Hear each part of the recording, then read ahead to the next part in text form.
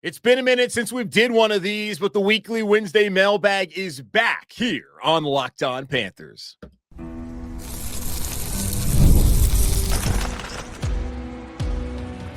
You are Locked On Panthers, your daily Carolina Panthers podcast. Part of the Locked On Podcast Network, your team every day.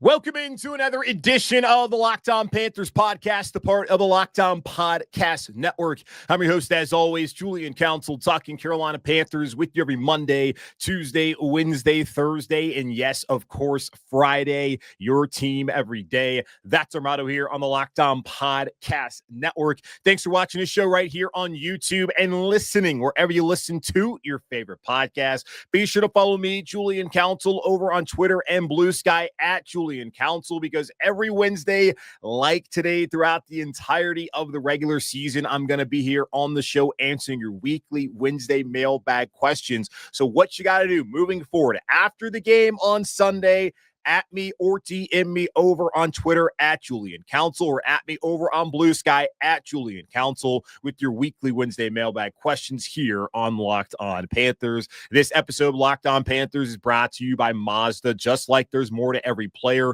more dedication, more attention to detail, there's more to a Mazda vehicle. Stay tuned later in the episode for highlights in this week's Moving the Game Forward. We are back once again, the weekly Wednesday mailbag here on the show. And apologies, getting this out to you a little bit later than obviously I like to have the shows out, but I wanted to wait to get more mailbag questions in. So guys, seriously, once the game's over, hit me up in my DMs or just at me, get those questions in, and depending upon what you ask, it may be answered by Dave Canales or by me before we even get to Wednesday. And if that happens, no problem at all. Just hit me up with another question. So get those questions in. I want to have a lot of questions throughout the season and want to get as many people involved. This is your way to be a part of the show, aside from just watching and listening to it. This is your way to get your opinion out there. Ask me a question. So certainly hit me up there on social media at Julian Council with any questions that you have for the weekly Wednesday mailbag. Let's go ahead and get it started this season.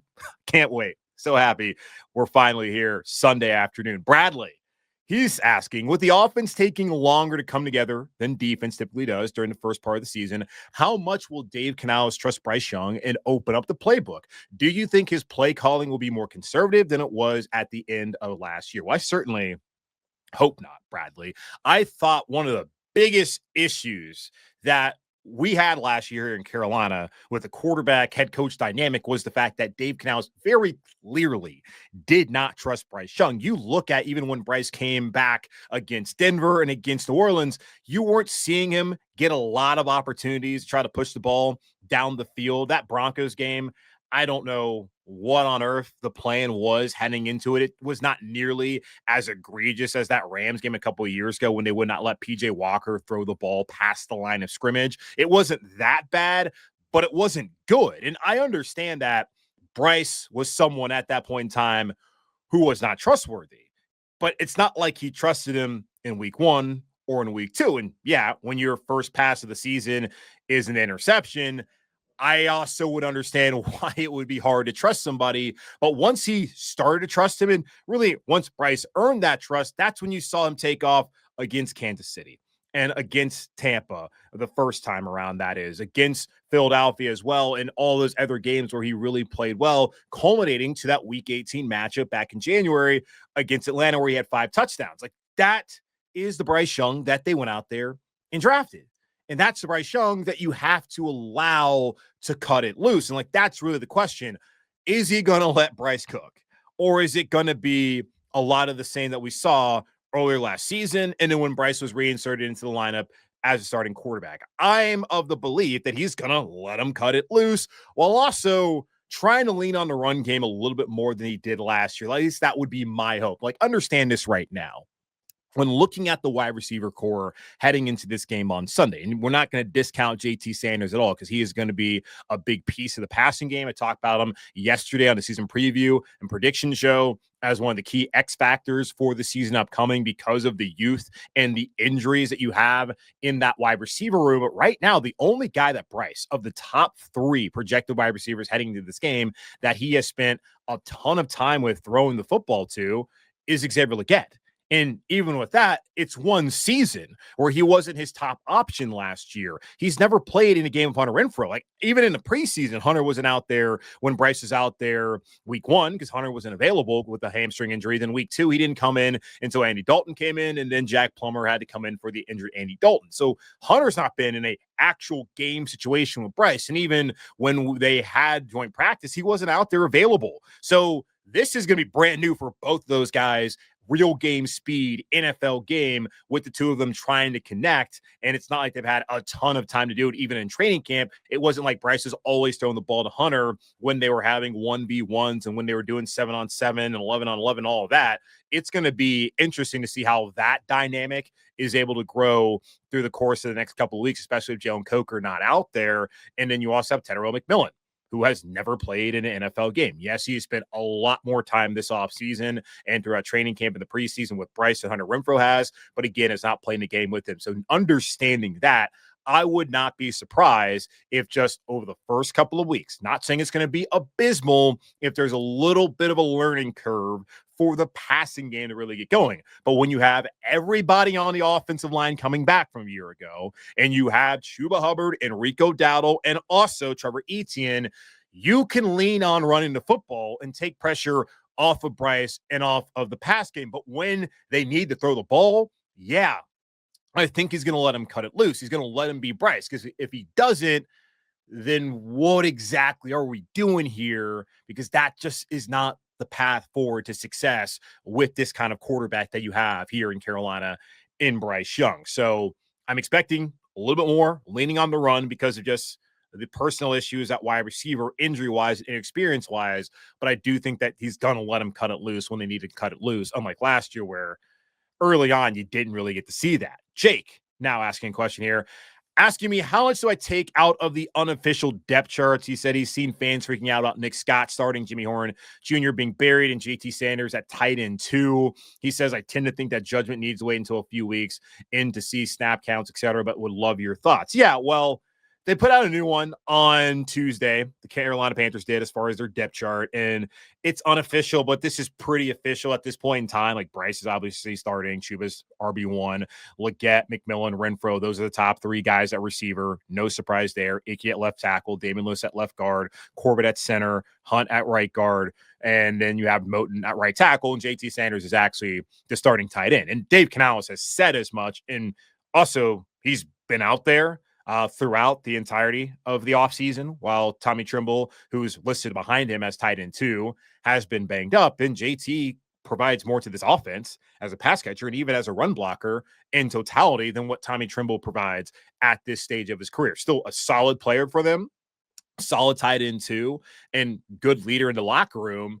But yeah, JT's taken over. So looking at it now, yeah, there's a lot of weight in all of that with the depth chart. Looking at it back last month and even late in July when they first got to camp, not a ton to take out of that because they had guys like Corey Thornton, who right now, if you look at the depth chart, he's behind Mike Jackson as one of the backup cornerbacks. He was listed as a 4th-teamer during training camp. That wasn't real. Jimmy Horn Jr. was pretty buried, and you look at him now, he's still pretty buried as a 3rd-team wide receiver with Delvon Campbell, who they picked up off of waivers a week ago. Like, that is real. So everything you're seeing now, it's not bull. I am interested to see how much guys like Brycen Tremayne, got a question about that a little bit later on, I'll answer, how much he'll play as he's listed as the backup to Xavier Leggett. I am interested in how much time Rico Dowdle and Trevor Etienne they get at running back, and then just the rotations look like for guys on the defensive line, like Bobby Brown III. He's listed as a backup behind Turk Wharton. So those are things that I have questions about. But as far as do you need to wait and see what the snap count looks like, certainly, as far as just how much they're going to rotate at certain positions like wide receiver early on in the season with some of the injuries that they have and some of the guys like Adam Thielen being traded to Minnesota. But this is pretty legit. It's not the kind of bull that you saw last month during the preseason where it doesn't really matter. They're just putting it out there. There's not a ton to take away from it back then. But now this is the real depth chart for the Panthers moving forward. All right, let's take a quick pause and come back and answer more of your weekly Wednesday mailbag questions right here on Locked On Panthers. This is Mazda's Moving the Game Forward, brought to you by those who believe it's not just about playing the game, it's about redefining it, because these moments do more than win. They push what's possible. They remind us to go that extra yard, shift into the extra gear, and keep moving the game forward. And the Carolina Panthers are looking to keep moving for the momentum from the end of last season into the 2025 season, as playoff hopes have been renewed with added pieces to the defensive line, a second year of Bryce Young working under Dave Canales, and an offensive line returning every key piece from an improved unit. And let's not forget, in the NFC South, anything can be possible with this Panthers team. And every single year, at least 4 new teams enter into the playoffs. And considering the fact that Carolina has not been in the playoffs since 2017, I'd say that they're overdue to make the return to the postseason. That's what keeps fans and players alike moving forward, always chasing the next great moment. When you follow what moves you, the unexpected is only the beginning. And just like there's more to every highlight, there's more to a Mazda vehicle. Mazda, move and be moved. When the opening whistle blows on a new repair, get your crew moving forward with Supply House. Order today and see parts on your doorstep tomorrow. Over 280,000 plumbing, HVAC, and electrical items from the most trusted brands in the business. Their real-time inventory and honest lead times keep you from punting projects, while their industry-leading customer service always has your blind side covered. Need parts fast for a project? Supply House has next-day delivery. Talk about a game changer. The part finder tools and 3D schematics can save you hours on jobs where every detail matters. Their Trademaster perks like priority shipping and dedicated support make the whole process smoother. Join the free Trademaster program today and score serious perks like priority shipping, lower prices, and a dedicated support line. Visit supplyhouse.com to sign up for free and use promo code SHNFL5 for 5% off your first order. That's supplyhouse.com. Real people, real service.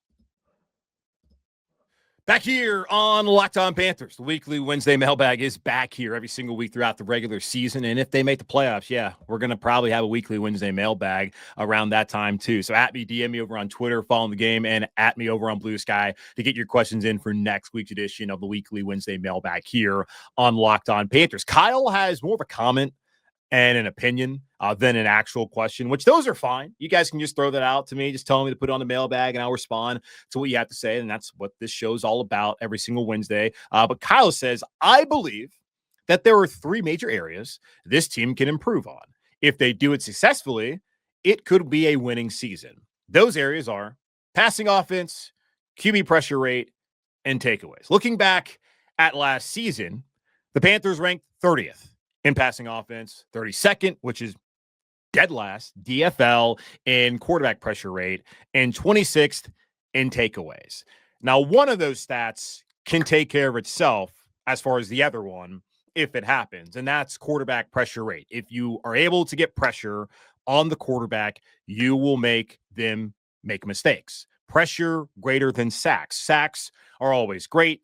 If you're able to get a sack, in all likelihood, that's going to be a drive that ends in a punt more than it's going to be a drive that ends in a score of any kind. But also, a lot of times, you're not getting the ball back by forcing a turnover. You want to be able to force turnovers, and you got to do that by pressuring the quarterback at a high rate, which Carolina has not done in the 2 seasons of Ejiro Evero as their DC. Now, a big issue there is the lack of the personnel that he's had. This past season, no Brian Burns, Jadeveon Clowney did grade out fairly well across the board when looking at ESPN's pass rush win rate. Also looking at PFF, had a good grade, but did not have nearly the impact that a lot of people would have hoped. Now, DJ Wonnum had a good impact when he came in, but he missed the first 9 games of the season. DJ Jansen didn't give them anything. Everyone else also left a lot to be desired. Now they have gone out and tried to solve that issue by bringing in 2 extremely talented young players, and Nick Scorton from A&M and Prince Uman Mielen from Ole Miss. Both of those guys being drafted on day 2 back in April, and pairing them now with one of them who's back fully healthy this season, and then Patrick Jones II, who came out like a gangbuster last year in Minnesota before suffering some injuries and not having the same kind of impact as a pass rusher the rest of the way. But maybe if he's healthy, like he was early last season, you get to see that Pat Jones this year. And there have been moments throughout training camp in the preseason where I've kind of raised an eyebrow and wondered, okay, maybe maybe Pat Jones is going to be able to give Carolina something as far as being a pass rusher this upcoming season. So if they're able to get more pass rush and more pressure on the quarterback, that will help them be better than 26 when it comes to takeaways and being able just to punch the ball and hell, just blind luck will help them in that category. Passing offense, I can't imagine they're going to be 30th this year.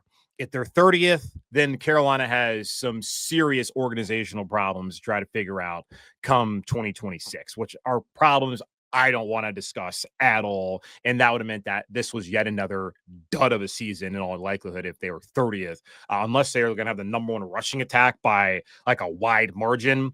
30th in passing is going to be bad for this team. And there are a little bit of things to be concerned about heading into the year, just with Tedero McMillan never playing and an NFL yet game. And then Hunter Renfrow, he's coming back, not having a lot of experience with Bryce and being cut and being brought back. Xavier Legette coming back in. So there's just a little bit of concern there with the inexperience and continuity there with the receivers, with their quarterback and Bryce Young. But I do think the talent level is better. I do think that they're deeper than where they were a year ago and really 2 years ago when Bryce was first a rookie. So I do think that the passing offense will be improved. I do think that, well, I don't know how I feel really about the pass rush. I don't think it's going to be that improved, but I don't think they're going to be dead last when it comes to pressure rate, especially if Ajero's going to blitz as much as he did last year. And I do think maybe just based off of luck, the takeaways go up, but are they going to be top 15, top half of the NFL in any of those categories? I have a hard time seeing that. So how much will they improve if that is the case? I think really the one that has to improve maybe the most to be able to see the kind of win-loss that we're all hoping to see this year would maybe be just passing offense, because if Bryce takes a big step forward in that category, you don't necessarily have to be the best pass rushing defense, and they have to improve in that area. That's what will have to get takeaways as well. I just think that that's probably the one factor that I think has the best chance of really improving and helping the team be better this fall. Now over to Brody asking about the Panthers' future backup quarterback, potentially in Hendon Hooker, the Greensboro native, who is now here in Carolina. Hendon Hooker was a high prospect on my list when he was taken in the third round. Brody says his throwing mechanics and physical attributes are ideal for a quarterback. Do you think Dave Canales can groom him to be a backup to replace Andy Dalton? It's possible. It is possible. And I put this out there last week. The offense that Josh Heupel ran, at least with Hendon Hooker, is very much a high school Mickey Mouse offense that is not really going to translate to the NFL. Now, Hendon getting hurt, tearing his ACL in that game down in Columbia, I think hurt his ability to go higher in the draft because you knew he wasn't going to be available for you. And then going to Detroit, he was not going to get the opportunity because, of course, Jared Goff was there. And eventually got to the point where Dan Campbell came out and said that he would benefit from a change of scenery. And now that change of scenery is here in Carolina in a developmental role behind Bryce Young and behind Andy Dalton, who did a great job in helping with Bryce Young's development behind the scenes in the middle of last season. And now Andy is back again on a 2-year deal where he's getting paid $8 million. $6 million of that is fully guaranteed, including a signing bonus. And looking at next year, $2 million of his 2026 salary is guaranteed as well. So he will be the backup quarterback this year and next, unless he just has like a severe drop off physically to the point where they don't trust him to be the backup to Bryce Young in 2026. And at that point, would Hendon Hooker be ready? I don't know. And here's the one thing about backups for me. I want a backup that has experience. When Cam was here, you had Derek Anderson, who had experience being a starter in the NFL. And you had, even when it was Baker Mayfield and it was Sam Darnold, you had two guys who had experience here in Carolina. And then PJ Walker was able to get experience when he was being able to be the backup. So I would love to have, and he had experience when he got to fill in a couple of weeks, or maybe it was that 1 week under Teddy Bridgewater when he was a quarterback back in 2020. I like having guys that have at least played in NFL games, and preseason, that does not count. That was kind of the thing with Jack Plummer. Like, he had not played an NFL game. There was not really going to be a path to him playing, and I didn't think he was very good. I think Hendon Hooker is far more talented and a better mold of clay you can put together into an actual viable backup quarterback in the NFL compared to, unfortunately, a guy like Jack Plummer, which I don't know where he's at this point in time. So I think it's possible that Hendon Hooker can be someone that they develop into the backup to replace Andy Dalton, and giving him this year and then next year, like in the preseason, that would be a great time to get him an opportunity, if he's still around, to be playing a lot of those snaps with the second team, but he has to earn those. Andy was injured last year, then got injured this year as well, outside of the first preseason game against Cleveland, so did not play probably as much as they wanted him to, or maybe even needed him to at this point in time, considering we know who Andy Dalton is and what he provides to Carolina and to the offense as a quarterback. So that would be the opportunity for Hendon Hooker next year. And we'll see.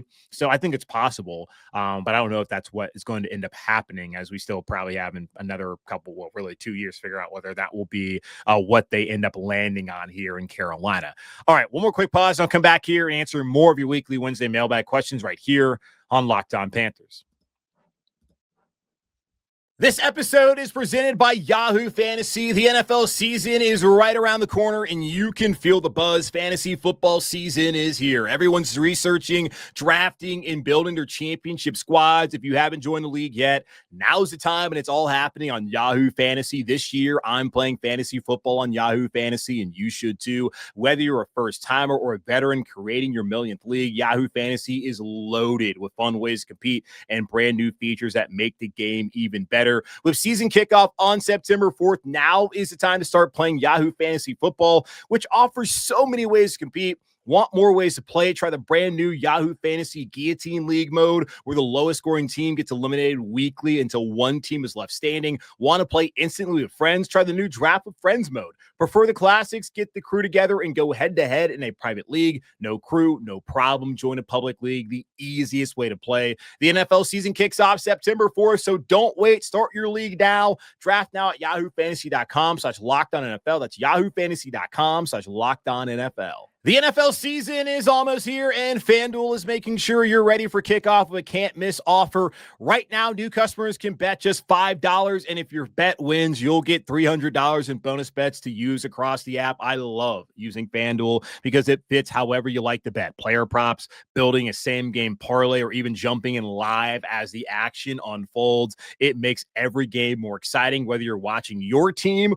or just keeping an eye on your fantasy lineup. It's quick, easy, and the best way to add a little more energy to your Sundays, your Saturdays, and man, they play football every day. So that's Thursday this week, that's Friday this week, that's Saturday, that's Sunday, that's Monday. Pretty much every single day of the week you can go over to FanDuel. So are you ready to play? Download the FanDuel app now by visiting FanDuel.com to get started. That's FanDuel.com to place your first $5 bet. Two more questions on this weekly Wednesday mailbag edition of Locked On Panthers. Referenced this one earlier, but Nathan wants to know, what's the realistic opportunity that Brycen Tremayne will get in on week 1? Should we expect him to get more offensive reps, or mostly just on special teams? Well, he will play plenty on special teams. And I would guess heading into the game that the top 3 receivers, as listed on the Panthers unofficial but really official depth chart, will be Tyrell McMillan, Hunter Renfrow, and Xavier Legette. Those 3 will get the bulk of the snaps. After that, I would guess that David Moore would be behind them because of his experience and the lack of experience that Brycen Tremayne has, as he only played 46 snaps total in the NFL last year in Philadelphia. Jimmy Horn Jr. has never played. Delvon Campbell, he ain't here to play wide receiver. He's here to be a gunner. I would guess it'd be David Moore would be the next man up. So I don't know how much to expect Brycen Tremayne to play. I do expect him to get a uniform. I don't think Jimmy Horn Jr. is going to be active on Sunday, y'all. You got to look at also like the kick returner right now, punt returner.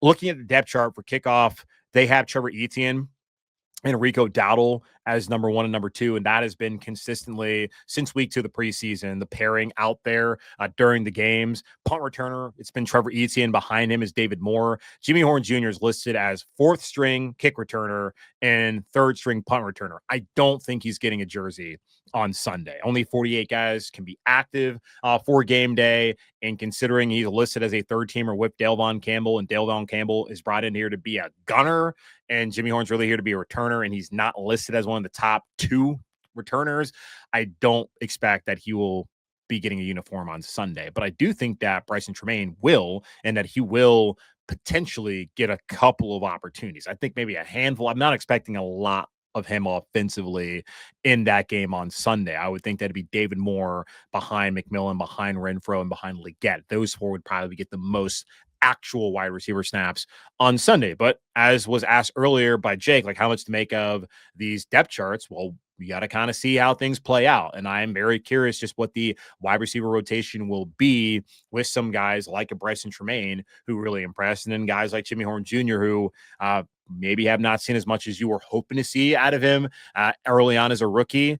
Only time will tell, and that time will be coming up here on Sunday down in Jacksonville. The final question here on today's episode, Jeff asking, now that we're through 2 off seasons with Dan Morgan, what is the greatest personnel move in Panthers history, and why is it J.J. Jansen in 2009 for a 2011 conditional 7th round pick?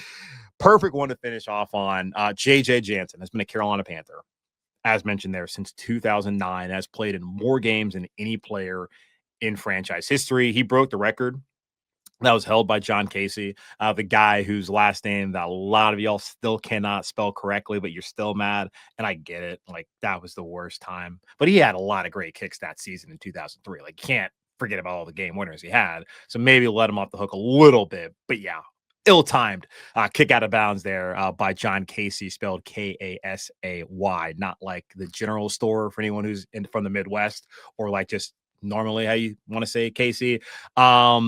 His mark of 260 games, by the way, is 41st all-time in league history. And if he plays every game this year in the regular season, we're not even counting postseason, he'll get up to 27th all-time. So, yeah, J.J. Jansen, a guy who's had that much longevity for a conditional 7th-round pick, is a great move to get a long snapper who has not had a bad snap, knock on wood, in years, and has been a solid special teams player and someone who's been a hang around. And when Matt Rule tried to get rid of him, he wouldn't let it happen.